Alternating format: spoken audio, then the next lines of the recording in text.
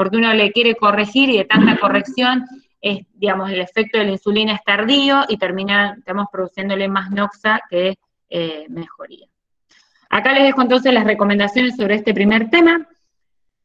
Siempre que detectemos hiperglucemia, la infusión de insulina va a ser endovenoso, ¿sí? Y siempre la vamos a hacer cuando encontremos glicemias mayores a 180. En realidad, uno trata de buscar un objetivo entre 140 y 180. ¿Cuál es el paciente que va a tener hiperglicemia de estrés? Mayor a 140. Digamos, los protocolos en terapia intensiva, en guardia, en clínica médica, sirven muchísimo, porque muchas veces el médico está con vía aérea, está teniendo la pierna porque hay una hemorragia activa, o llamando al cirujano, y si uno tiene protocolo, muchas veces enfermería sobre todo, puede actuar más rápido y pueden actuar más en grupo, en conjunto con el médico. La monitorización, como dijimos, siempre cuanto más exquisita mejor, pero no vamos a pinchar la arteria para saber la glicemia, pero sí acordarse que cada vez que le hacemos un ácido base vendría bien una glicemia pedirla si es que lo vamos a pinchar por eso.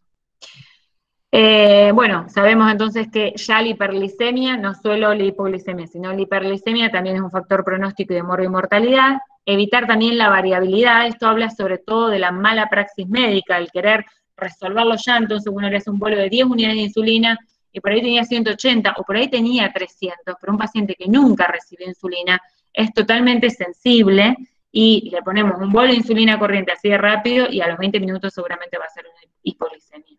Lo mejor es manejarlo con bomba de infusión. Si uno no tiene bomba de infusión, puede usar microgotero, o si lo va a hacer en bolo, en cantidad de unidades, tenemos que ser mucho más precavidos. Y bueno, y las hipoglicemias obviamente que uno las tiene que evitar, ya lo sabemos. Bueno, ese es el primer tema, un poco largo, pero en realidad es lo más novedoso, porque por ahí uno no lo estudia en el libro, o no le presta tanto atención. Con respecto a cetoacidosis, no vamos a hablar tanto de fisiopatología, recordar en 2 diapositivas, nada más que es la complicación más frecuente de la diabetes tipo 1. Recuerden que la mortalidad no tiene que ver con la cetoacidosis. El paciente que llega con cetoacidosis al hospital, la cetoacidosis se resuelve, o sea, si no, estamos trabajando mal. En realidad la mortalidad es la causa que lo llevó al paciente a la cetoacidosis, o sea, generalmente si fue un infarto, una sepsis, un politrauma, esa causa, generalmente cuanto más grave es, sí puede inducirle la mortalidad, pero no la cetoacidosis en sí. Y el peor pronóstico es en extremos de la edad y obviamente cuanto más grave la cetoacidosis, peor es el pronóstico.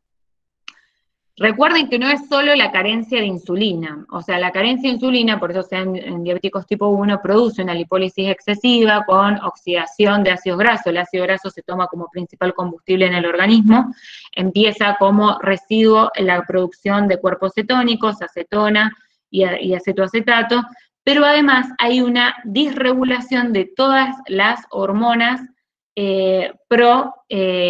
glicémicas, como son el glucagón, las catecolaminas, los glucocorticoides y la GH. O sea, se sabe que esto también, digamos, conjunto con la carencia de insulina, forman parte de la fisiopatología, y hay que acordárselas, porque muchas veces hay, digamos, detrás de la carencia insulínica también un exceso de glucocorticoides, un exceso de GH con una acromegalia atrás, o un exceso de catecolaminas o de glucagón. Bueno, con respecto a la presentación clínica en semiología y en los años anteriores es lo que más uno estudia por ahí al principio, así que vamos a pasarlo muy rápido, pero recuerden que el comienzo es bastante súbito, que tiene una deshidratación por diuresis osmótica, el aliento cetónico, que generalmente uno no huele, y la hiperventilación con la oliguria, la somnolencia y los signos del sistema nervioso central hablan de hiperosmolaridad plasmática asociada a la cetoacidosis y probablemente peor pronóstico e ingreso a terapia intensiva. Con respecto a la clasificación, hay 3 tipos de cetoacidosis. Esto no nos sirve mucho, porque así sea leve o sea severa, toda cetoacidosis se tiene que internar. Y en realidad la severidad del paciente para definir si va a ir a terapia es más la condición clínica que el laboratorio. O sea, si un paciente viene con un pH de 7 o de 6,9, pero está tan acostumbrado a hacer cetoacidosis que no está ni somnoliento, ni hipotenso, y que lo podemos manejar en sala general, se puede manejar en sala general. Ahora, aquel paciente que tiene 7,7, pero que realmente no está respondiendo o que está con somnolencia porque tiene digamos, otra fisiopatología, o porque es la primera cetoacidosis de su vida, ese paciente amerita ir a terapia intensiva. Acá les dejo con respecto a la evaluación inicial, uno le va a hacer la anamnesis si es que puede al paciente familiar, el examen físico. Ojo que la cetoacidosis no es tampoco siempre fácil diagnóstico. Estos pacientes pueden llegar en coma, sin diagnóstico anterior a diabetes, y mucho peor si es una cetoacidosis normoglicémica, que existen más de lo que creemos, y esa glicemia va a estar tal vez un poco aumentada, 130, 140, y tiene una cetoacidosis. O sea que, obviamente, todo paciente en coma, uno tiene que hacer el ABC y tiene que evaluar la cetoacidosis como probable causa metabólica. Esto, digamos, el diagnóstico después con un ácido base y presencia de cetonas lo vamos a poder hacer. Siempre una orina completa, un electrocardiograma, porque hay que también estudiar la causa que lo llevó a la cetoacidosis. A veces es, bueno, no me puse la insulina, me comí todas las 800 tortas el fin de semana, pero muchas veces hay otra causa subyacente, que es la que uno tiene que evaluar, como puede ser un infarto, como puede ser una infección, como puede ser una neumonía, que es, las causas infecciosas dentro de las patológicas son las más frecuentes. Por eso, de rutina, al paciente en general se le toman hemocultivo, surocultivo, si tiene expectoración esputo, una radiografía de tórax y un laboratorio completo. Ahí les dejo todo lo que pedimos en general. Bueno, ¿qué diagnóstico? El diagnóstico obviamente es más de laboratorio, porque clínico se puede presentar desde una somnolencia, un coma, o que esté bien pero que sienta mucha sed, y tenga mucha poliuria. Tenemos muchos diagnósticos diferenciales, pero lo que sí o sí vamos a tener es acidosis metabólica en el laboratorio, con bicarbonato bajo, con cetonas se pueden pedir solo para el diagnóstico, después no sirven para la resolución del cuadro, y con anión GAP alto, generalmente mayor a 20. Uno dice mayor a 14 ya puede hacer diagnóstico, pero estos pacientes en general tienen 25, 24. La hiperglicemia, acuérdense que puede no estar, y la hiperosmolaridad, pero en general es menor a 330. Y acá vamos a ver algunas diferencias con el coma hiperosmolar. Bueno, acá un poco el diagnóstico diferencial, que en realidad nos sirve un poco para la práctica también pensar, o sea, si un paciente viene en coma y tiene hiperglicemia, puede ser que tenga hiperglicemia de estrés, pero que no tenga una cetoacidosis, que tenga una acidosis láctica por ejemplo, un shock séptico. Puede ser que tenga cetosis sin acidosis, y este paciente no es necesario que se interne, se puede tratar en guardia, en unas horas en observación, y después resolverlo en su casa vía oral. Puede ser una cetoacidosis alcohólica. Estos pacientes en general tienen el hábito etílico, pueden ser alcohólicos crónicos, puede tener que ver con un ayuno prolongado asociado a la ingesta alta de alcohol. La acidosis urémica, esto, digamos, lo definitivo va a ser la función renal, que nos va a hacer el diagnóstico. Una rabdomiólisis puede aparecer como una acidosis láctica, y algunas intoxicaciones. Respecto al monitoreo y seguimiento, bueno, el ABC lo vamos a hacer siempre, la glicemia es horaria. Nosotros generalmente, yo siempre sugiero hacer una tabla, ya más allá de la historia clínica, de la evolución del paciente, una tabla para hacerlo bien gráfico y poner la hora en donde ingresó el paciente, la glicemia, el ionograma, la osmolaridad plasmática, el ácido base, que lo vamos a hacer venoso para no torturarlo, al menos que tenga compromiso de la función ventilatoria, y la función renal. Ingresos y egresos. Ingresos, obviamente todo lo que indicamos endovenoso, y egresos, hablamos de la diuresis. Esto sirve muchísimo, porque entonces uno va viendo la evolución. Bueno, le puse tanto, a la hora tiene tanto de glicemia, y bueno, sirve bastante. Ahí les dejo las cuentitas del anión GAP y como hidrosmolaridad plasmática, que sirven también para tenerlas como machete. Bueno, con respecto a cómo lo vamos a tratar, bueno, siempre vamos a elegir solución fisiológica isotónica, ¿sí? Hay muy pocas situaciones en donde vamos a poner algo hipotónico, y solo vamos a utilizar dextrosa si la glicemia es menor a 200, esto de las cetoacidosis normoglicémicas. ¿Y por qué vamos a usar dextrosa? Porque el paciente lo que más necesita en la cetoacidosis es insulina y líquido. Y para poner insulina, si tiene una glicemia de 140, vamos a tener que poner dextrosa, porque si no vamos a llevarlo a la hipoglicemia. Pero el concepto general es que vamos a empezar con una solución isotónica, unos 15 a 20 mililitros kilo, estamos hablando más o menos en la primera media hora vamos a pasarle 1 litro, en las próximas 3 horas unos 2 litros, en las próximas 8 horas otros 2 litros, y después vamos a ir viendo, depende de la demanda del paciente. Se puede calcular el déficit hídrico. Recordemos que estos pacientes hacen una hiponatremia, una pseudohiponatremia en realidad, que es por la hiperglicemia. Se puede calcular, pero en realidad es más que nada es para que sepan que si lo ven en el laboratorio 127 de sodio, se acuerden que la hiperglicemia da pseudohiponatremia. Y si hay signos de shock, obviamente uno va a hacer expansión rápida. Esto, la excepción sería obviamente falla renal, insuficiencia cardíaca, pacientes mucho más complejos que hay que evaluar bien cuánto le vamos a pasar de líquido. Con respecto a los electrolitos también es muy importante. Acuérdense que el cotransporte de la insulina es el potasio. Uno le inyecta 800 kilos de insulina y no repone potasio, ojo, porque estos pacientes pueden hacer una hipopotasemia, un bloqueo AB, terminan haciendo un paro, y si uno encima no se acuerda que no repuso potasio, hasta podemos estar reanimándolo una hora y hasta que no le inyectemos potasio probablemente ese paciente termine en la muerte. Así que menos de 3,3 de potasio contraindica la insulina. Y nosotros primero tenemos que reponer potasio. Si no podemos reponer porque tiene pocas vías, porque le arde, porque le duele, lo que sea, vía central. Si es una reposición rápida porque el paciente está en coma, vía central. El potasio tiene que pasar sí o sí. Y recuerden que la única contraindicación de iniciar potasio es que haya anuria u oliguria. Que en este caso primero vamos a pasar a solución fisiológica, después vamos a hacer la recarga de potasio y después vamos a empezar con la insulina. Ahí sí retrasamos la infusión de insulina. Y recuerden que el potasio, por más que esté normal, entre 3,3 y 5,3, se le agrega dosis de mantenimiento 30 miliequivalentes por litro, ¿sí? Que estamos pasando de fisio. Porque esto, digamos, acuérdense que por más que esté normal, ese potasio va a ir adentro de la célula. El calcio y el magnesio también es importante controlarlos porque el magnesio, acuérdense que puede producir una pseudo-hipopotasemia, y el calcio también porque la acidosis lleva a la hipocalcemia aguda. Con respecto al tratamiento de insulina, o sea, ya está, hicimos el diagnóstico, lo internamos, ya sabemos cómo monitorizarlo, empezamos la infusión de solución fisiológica en la mayoría de los casos, y cómo hacemos la bomba de insulina, porque vimos que los electrolitos estaban todos bien.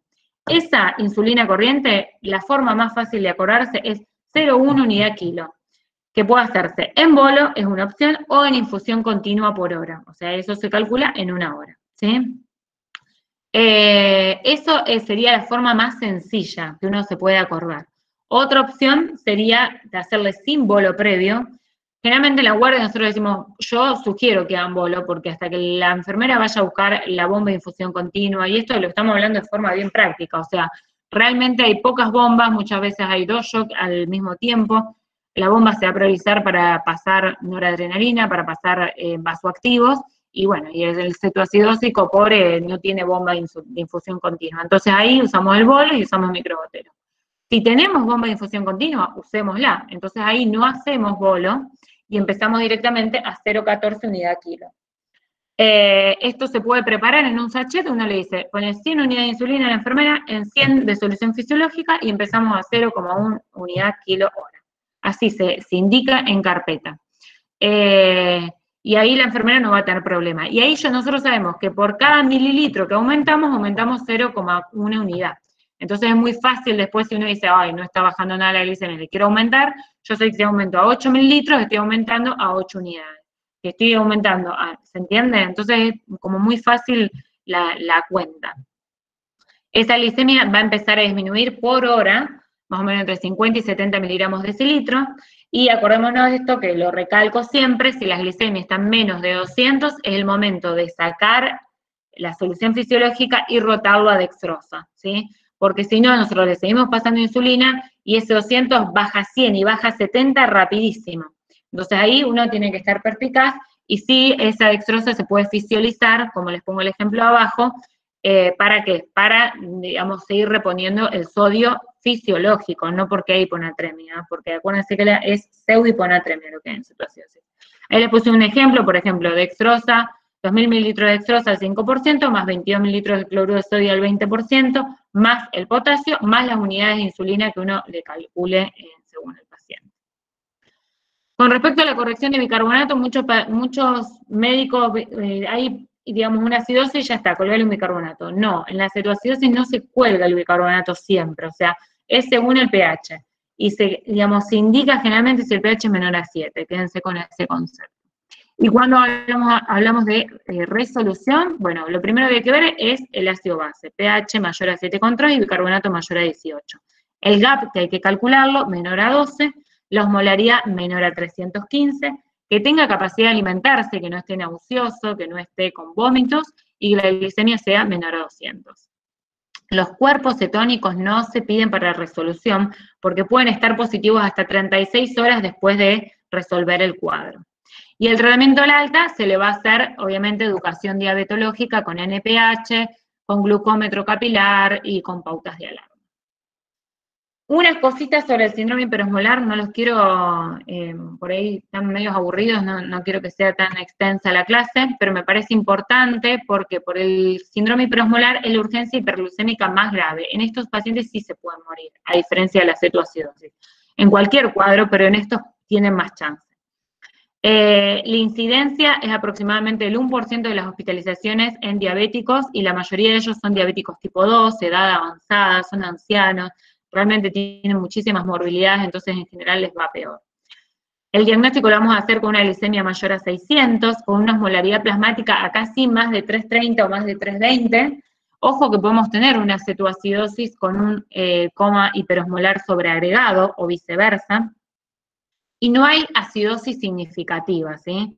Hay mucha osmolaridad plasmática y mucha glicemia. A veces vemos glicemias de 800, de 900. O sea, ese paciente, ojo que seguramente necesita más líquido que insulina. Seguimos. Con respecto al tratamiento, esto que les decía, lo más importante es la hidratación endovenosa de forma urgente con el reemplazo hidroelectrolítico adecuado. Por eso necesitamos un ionograma y necesitamos un calcio, fósforo y magnesio. La solución fisiológica es la que vamos a elegir, al menos que situaciones muy puntuales, pero quédense con el concepto de que vamos a elegir solución fisiológica, y esto va a estar asociado a los electrolitos que requiera, que en general el potasio va siempre, al menos que haya hiperpotasemia. Y a esto a veces necesitan insulina, pero no de la misma intensidad como la cetoacidosis. De hecho, si esas glicemias de 800 van disminuyendo y terminan en 200, posiblemente todo lo pudieron resolver porque algo de insulina en el organismo hay. Entonces no hay formación de cuerpos cetónicos, pero la hiperglicemia fue tal que los llevó a un aumento de osmolaridad aguda y que esto puede llevarlos al coma y a la muerte. Esto es un cuadrito simplemente para ver algunas diferencias, o sea, en paciente, pero es un cuadro, pero en realidad sepan que una cetoacidosis puede venir con 600 de glicemia y un coma hiperosmolar también. El pH no sirve, pero en la cetoacidosis puede no tener una acidosis tan acentuada. En general el coma hiperosmolar no tiene acidosis. Y una cosa más importante es la osmolaridad, que en general el coma hiperosmolar más de 320, más de 330 les diría, uno lo debe esperar encontrar. No mucho más de coma hiperosmolar, después si tienen alguna duda me preguntan. Y el último tema es la hipoglucemia, que como es tan importante porque nos lleva la vida de muchos pacientes si uno no lo detecta, al paciente no sé qué le pasa. Bueno, es muy importante diagnosticarlo. El paciente en coma, diría que más importante que detectar la cetoacidosis o el coma hiperosmolar es la hipoglicemia, porque esa hipoglicemia no se resuelve endovenoso y se muere. Lo otro da un poco más de tiempo.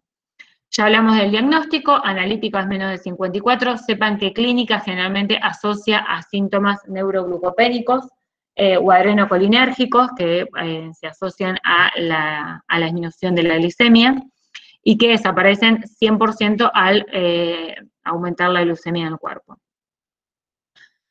Con respecto a la severa no tiene que ver con lo analítico, no tiene que ver con un número, tiene que ver con que el paciente necesite de un tercero para la corrección de la glicemia. O sea, la asistencia de un tercero para administrar el hidrato de carbono, sea endovenoso, o sea que le tenga que alcanzar una galletita porque se siente que se va a desmayar, ya hablamos que es una hipoglicemia severa. Y acá pasa lo mismo que la cetoacidosis, es combinación de la concentración de la glucosa baja más todos los efectos contrarreguladores que no funcionan, y le llamamos insuficiencia autónoma asociada a la hipoglicemia, que es muy común en los diabéticos. O sea, yo toda la respuesta suprarrenal, simpático-mimética, que tiene que contrarrestar ese bajo de glicemia, ya no funciona tan bien, y eso hace que el paciente lo lleve a la hipoglicemia. Acá le dejo un cuadro bien claro, con digamos, en una hipoglicemia en un paciente que tenga toda la respuesta normal, ante un bajón de glicemia, aumenta el glucagón, aumenta adrenalina, aumenta hormona de crecimiento, cortisol, y termina resolviéndolo solo el cuerpo fisiológicamente. Por eso se sabe que son las dos cosas en conjunto que disfuncionan para que aparezca clínicamente. Con respecto a los síntomas, primero los adrenérgicos. El paciente puede referir palpitaciones, taquicardia, temblor, palidez, ansiedad, mal humor. Piensen ustedes también cuando hacen ayunos prolongados, cómo se sienten, como embotados. Bueno, esos síntomas adrenérgicos son los que aparecen incluso en los pacientes sanos. Posteriormente, síntomas colinérgicos. Estos son más de los diabéticos ya. Sudoración, náuseas, sensación nauseosa, puede haber vómitos, y después los neuroglucopénicos, que acá son los graves y que pueden llevar a la muerte, que desde hambre, vértigo, convulsiones, alteraciones del comportamiento y delirio y coma. Recuerden la clínica de Whipple, o sea, si uno ve la hipoglicemia, están los signos, le vamos a constatar, vamos a hacer el tratamiento y la resolución va a ser 100%. Entonces ahí ya estamos seguros de que la causa del coma había sido la hipoglicemia y no otra causa. Con respecto al tratamiento, siempre que el paciente pueda, y esto lo van a ver el día de mañana con los diabéticos, y tuve una hipoglicemia, me empecé a dar cuenta porque estaba transpirado y comí algo. Siempre, digamos, si nosotros tenemos que hacer educación diabetológica, le explicamos, siempre el líquido primero, porque es lo que es más fácil de dilución. Puede ser una gaseosa, 150 mililitros, o sea, estamos hablando menos de un vaso, 3 cubos de azúcar en un vaso de agua, y después podemos repetir la ingesta si a los 15 minutos no tenemos mejoría de la glicemia. Si no hay respuesta, se vuelve a repetir hasta que haya respuesta. Y una vez que hay respuesta, que damos una glicemia mayor a 60, 70, que ya estamos dentro de parámetros seguros, le decimos al paciente que coma algo sólido, o sea, atrás de lo líquido va algo sólido. Y después también, piensen también mucho en la espera, o sea, no es que toma la gaseosa y al minuto se mide y como no le da, se toma un litro entero, no. Siempre hay que decirle, el señor tiene que esperar 10 minutos porque no, la absorción no es mágica. Y ahí come lo sólido, y entonces lo sólido le permite que esa normoglicemia se mantenga en el tiempo, porque la absorción la hace más lenta. ¿Qué le podemos decir de sólido? Una galletita con un pedazo de queso, o bueno, algo que tenga en la heladera, cualquier cosa, una fruta también puede ser. Si la hipoglicemia es severa, y lo vamos a corregir endovenoso, la dosis inicial es de 25 gramos de glucosa, son 50 mililitros de dextrosa al 50% o 250 de dextrosa al 10%. Parece todo una ensalada de fruta, pero ¿por qué les pongo todas las opciones? Porque van a ir a enfermería y le van a decir, colgale un dextrosa al 50, no hay. Entonces, bueno, si saben que es al 10%, le van a poner un dextrosa entero, ¿sí? Un sachet, o por lo menos medio. Y esto sí podemos esperar una resolución más rápida a los 5 minutos de iniciado la reposición. Y todo paciente diabético tipo 1 que se quiere ir de viaje, la verdad que lo mejor es tener glucagón inyectable que se puede inyectar en cualquier lado menos en el ojo. O sea, se les dice al acompañante, esta es mi jeringa, si yo me llego a desmayar, ante la duda, si no encontré la cucheco, no lo tenemos, se lo inyectan en cualquier parte del cuerpo, subcutáneo, endovenoso, intramuscular, como sea, y lo resuelve espectacularmente. Y esto lo digo porque es importante el momento de que uno haga la consejería. Si después por una cuestión económica no lo puede comprar, bueno, que esté siempre con alguna colación en el bolsillo, un alfajor, una galletita, lo que sea. Pero si tiene la posibilidad de comprarlo, debería comprarlo para irse de viaje, para hacer turismo aventura, para su vida en general, en realidad. Con esto terminé, espero que no se les haya hecho muy largo. Si tienen alguna duda, las podemos contestar. Y bueno, espero que no se hayan dormido.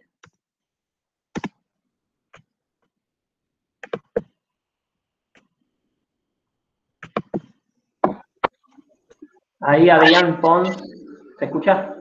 Sí, se escucha perfecto.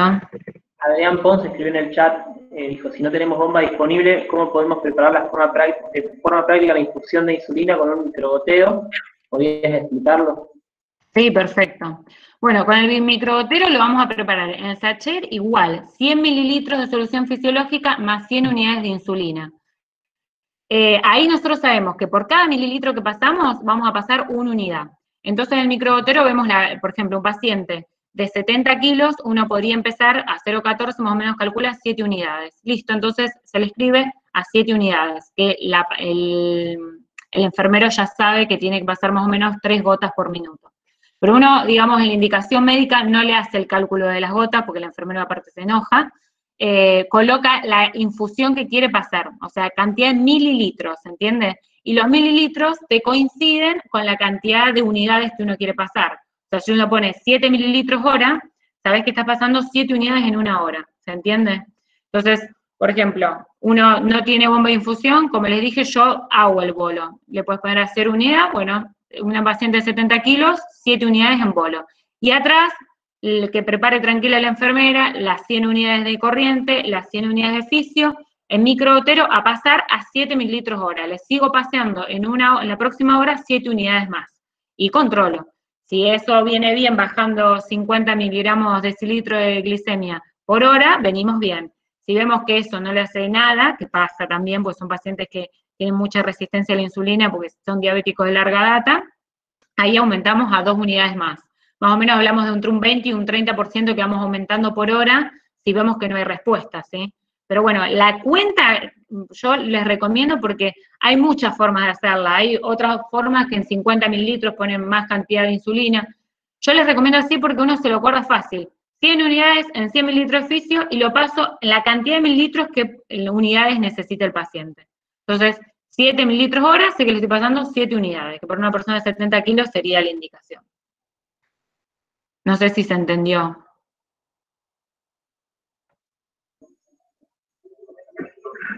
Sí, me parece que fue claro. Ahí también Adrián pregunta en qué momento se puede dar el alta a un paciente con cetoacidosis y con qué indicaciones. Bien. Bueno, un poco lo comentaba en la diapositiva en donde la resolución del cuadro la vamos a hacer bioquímicamente. Primero, no tiene que haber más acidosis, o sea, un pH mayor a 7,3. Tenemos que tener un bicarbonato normal, por lo menos mayor a 18. El GAP tiene que estar en menos de 12 o en 12 como máximo. Menos de 14, por ahí lo pueden leer en los libros.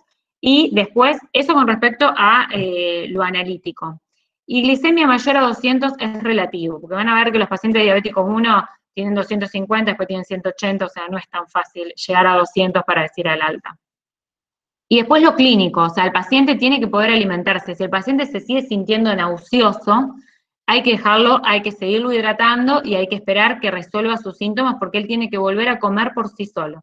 De hecho, nosotros en la internación lo que hacemos es darle la primera ingesta de comida, le sacamos todas las vías, lo pasamos a NPH, a glargina o a la insulina que él vaya a hacer en su casa y se lo deja 12 horas y se ve cómo se comporta. Si él está bien, toleró la comida que recibió en el hospital, se puso la insulina solo y está todo bien, son 12 horas más de internación que no cambia mucho el paciente. Todo esto, recordemos que si el paciente por algo, si digamos se desencadenó la cetoacidosis por una situación crítica, como puede ser un infarto, un shock séptico, lo que sea, la solución de la acidosis no va a ser el alta, ¿sí? Y al alta depende mucho, lo que es la segunda pregunta. Si el paciente ya viene haciendo insulina, perdón, pero estoy conectando la computadora porque me quedo sin batería. Si el paciente ya viene haciendo insulina, la idea es que siga haciendo el mismo esquema, o si uno ve que está muy errado porque se lo hizo algún médico, de acuerdo a los controles glicémicos, uno le programa un nuevo plan, que en general uno elige poner 2/4 de la insulina que necesita durante la mañana y 1/4 a la noche. Pero esto es muy de libro, o sea, hay que ver cada paciente. Por ejemplo, si es un paciente que tiene horarios rotativos o que trabaja a la noche, generalmente necesita más insulina pre-cena y no tanto pre-desayuno porque hace, digamos, su periodo de ayuno más prolongado a la mañana, o sea, se ve de acuerdo a cada paciente. De todas formas, como regla general, uno lo que tiene que hacer es calcular cuánto pesa el paciente, se hace 0,14 por kilos del paciente, que más o menos una persona de 70 kilos te va a dar más o menos para hacerle 10 unidades a la mañana, 5 unidades a la noche, y bueno, uno puede empezar así y después ver. Un poco te lo da la práctica, o sea, uno siempre habla, la insulinoterapia es muy artesanal, porque depende del trabajo del paciente, de cómo es digamos, cómo repercute. No es lo mismo un paciente diabético que hace mucho tiempo es diabético, que tal vez uno le pone 50 unidades y es lo mismo que nada, que un paciente con un debut, que ese paciente con 10 unidades tiene un control perfecto. Bueno, se hace deporte, hay un montón de cosas que hay que preguntar. Por eso tal vez, o sea, está bien la pregunta, pero por ahí digamos, la solución en la guardia la tienen que terminar viendo con un clínico, por todo esto que hay que hacer un interrogatorio importante antes de definir la dosis del paciente. Pero bueno, siempre se va a ir con NPH seguro y después la mayoría de los pacientes, si son diabéticos tipo 1, con corriente para dosis fijas preprandiales y correcciones. No sé si se entendió. Son por ahí preguntas que dan, yo encima puedo estar hablando 1 hora y media. Así que, la verdad que, a ver, había una forma de corregir que era una unidad cada, espera, no sé, no sé en qué pregunta que Lucas Bucci, ese no le respondí todavía. No, y a Nerea tampoco. Bueno, vamos a Nerea. Lo del gap glucémico. O sea, el gap glucémico es la diferencia que hay entre la hemoglobina glicosilada, o sea, la glicemia que debería tener el paciente por su hemoglobina glicosilada, o sea, paciente que tiene hemoglobina glicosilada de 8, sabemos que más o menos su glicemia está en 150. Paciente que tiene hemoglobina glicosilada de 6, sabemos que sus glicemias están en 120 promedio. Eso es lo que debería tener. Ahora, este mismo paciente que ingresó a la guardia por un politrauma tal vez tiene 200.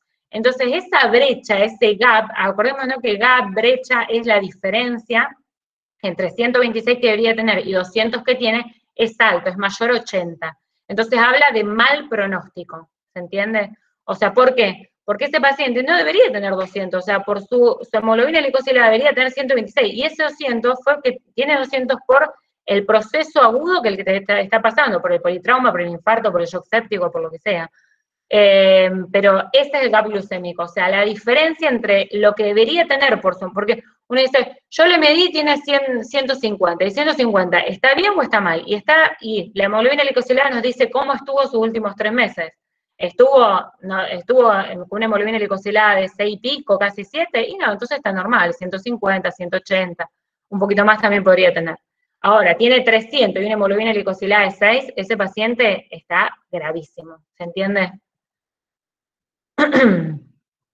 Bueno, después la hidratación de hipoglicemia. Bueno, eso depende el sachet que tengamos de dextrosa. Si tenemos un sachet de dextrosa al 50%, con 25 mililitros que pasemos o 50 mililitros está bien. Hay muchos lugares, incluso, por ejemplo, nosotros en la sala de internación tenemos, que son las ampollas de dextrosa al 25%. Esa ampolla se pasa entera, que son 100 mililitros, y estaría perfecto, pero no la tenés siempre. Entonces, si no tenés ni dextrosa al 50, ni dextrosa al 25% de las ampollas, lo que podés hacer es pasar dextrosa al 10%, pero ahí vas a tener que pasar la mitad de un sachet, que serían 250 mililitros. Depende de lo que tengas, o sea, si uno quiere ir al libro, lo más fácil sería en poco volumen, mucha cantidad, es decir, que la ampolla, pasas una ampolla a los 10 minutos o 5 minutos, no lo resuelve, puedes pasar una segunda ampolla y así hasta que resuelva. Si no tenés la ampolla, yo por ahí puse en el PowerPoint las otras opciones que tienen para, ya sea el dextrosa al 50 o el dextrosa al 10%. Había una forma de corregir que era una unidad por cada 10 miligramos excedida de glicemia. Espera, una unidad por cada 10 miligramos. En realidad no la usamos. ¿Por qué? Porque uno no tiene que ver la cantidad de glicemia, tiene que ver el peso del paciente, y ojo con eso. Porque un paciente, por ejemplo, de una nena de 15 años que pesa 43 kilos y tiene 500 de glicemia, si uno hace esa cuenta, ojo, porque si pesa 40 kilos, seguramente le va a dar más o menos unas 4 unidades por hora. Entre 4, si uno quiere aumentar a 6, ya 8 unidades para una paciente de 40 kilos que hace un debut es muchísimo. Entonces, con esa cuenta, ojo, lo puedes hacer en un paciente de 70, 80 kilos para arriba, y ojo también que tendría que ser peso seco, o sea el peso, los que son con obesidad mórbida hay que calcularle el peso ideal, según la altura. Pero no te lo aconsejo realmente, porque vos tenés que tratar a un adolescente que pese 35 kilos, o sea, tal vez tiene alguna secuela neurológica y pesa mucho menos, y con esta cuenta que te digo, por peso, o sea, por ejemplo, si tenemos la bomba, que sería el caso ideal, 0,14 unidades por kilo de peso, sea un bebé, sea un nene de 10 años, sea una persona de 70 kilos a peso ideal, va a estar bien siempre. En cambio, esto, cuidado si están en los extremos del peso, sobre todo pesos bajos.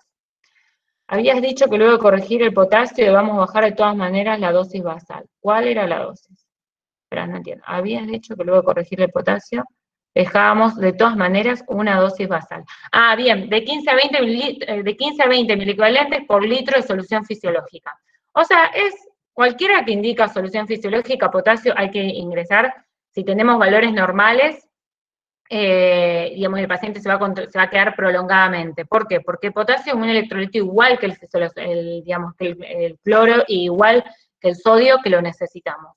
Entonces, la dosis basal es de 15 a 20. La ampolla viene de 30, entonces la enfermera más o menos pone entre 20, media ampolla o un poquito más. Pero eso sería si tenemos un potasio mayor a 5,5. Ya si tenemos entre 3,3 y 5,5, que digamos sería el valor límite superior, ya ahí hay que hacer reposición. Hablamos entre 20 y 30, o hasta incluso podemos poner 45 miliequivalentes por litro de solución fisiológica. ¿Y por cuánto tiempo? Hasta que resuelva la cetoacidosis, ¿sí? Y hasta que sacamos todas las vías periféricas y todo. Eso. Siempre tenemos que esperar tener el diagrama con potasio antes de insulina, siempre, siempre, siempre. O sea, miren que si tiene un potasio de 2,1 y le hacen un bolo de insulina, el paciente hace un bloqueo y tal vez se les muere en la cara. O sea, si no, encima no le pueden reponer potasio así en bolo porque les hacen una flebitis y no pasa nada, es decir, que tienen que tener una vía central. O sea, ojo con el potasio. Usted llega al paciente, fisio, o sea, sí o sí hidratación. Le sacan un laboratorio muy rápidamente, el ionograma lo tienen en 15 minutos, lo pueden esperar en el laboratorio. Apenas tienen el ionograma, le mandan un WhatsApp a quien esté en la sala de shock y empezar con la insulina. Pero si ese potasio por X causa está bajo, y que pasa en los pacientes viejos, deshidratados, qué sé yo, bueno, y ojo que uno dice, bueno, no, entonces lo hago así, le pongo, no le pongan por las dudas, porque si tuvo una falla renal, y es muy común los renales crónicos, va a tener una hiperpotasemia tal vez de 6 y pico. Y si usted le pusieron potasio sin ver el ionograma, también están haciendo algo terrible, porque ese paciente termina en diálisis o en hemodiálisis para filtrarle todo el exceso de potasio. Por eso digo, o sea, ojo con hacer las cosas sin mirar. A ver, lo que digo, los pacientes pueden ser muy variables. La mayoría tal vez les salga bien, pero un paciente que le sale mal es una vida, y esa vida se muere. O sea, es importante ver el ionograma, sí o sí. Bueno, no sé si hay otra cosa más. ¿Hay alguna chance que nos pueda dejar el Power? Sí. No sé cómo es con la aplicación. O se lo mando a uno y se lo manda. Si no, 105, imagínate hasta que le llega el último. Después te lo podés enviar a Belén. No sé si vos tenés contacto con Belén, ¿verdad? Sí, yo se lo mando a Belén entonces. Hacemos llegar por mail. Perfecto. Yo se lo mando a Belén y Belén se los manda a ustedes, si les parece. Ah, y rinden la semana que viene. Sí, ya se los mando. Se los mando esta noche. Me comprometo. Bueno. No sé si tiene alguna otra preguntita. Bueno. Igual en el Power está todo. Cualquier cosa, vean la guía de la SAP, pero bueno, es re densa para ustedes. Vean el Power, ya está. No. Listo. Bueno, nos vemos. Bueno, Vayan a comer algo rico, yo también. Antes que se vayan, les quería pedir disculpas por todos los problemas técnicos del principio, y también a vos, Flor. Bueno, muchísimas gracias por todo. Me gustó mucho los chicos y las chicas, y bueno, muy buena en serio. Bueno, muchas gracias. Que les vaya bien en el examen. Les va a ir bien, les va a ir bien. Nos vemos. Chao.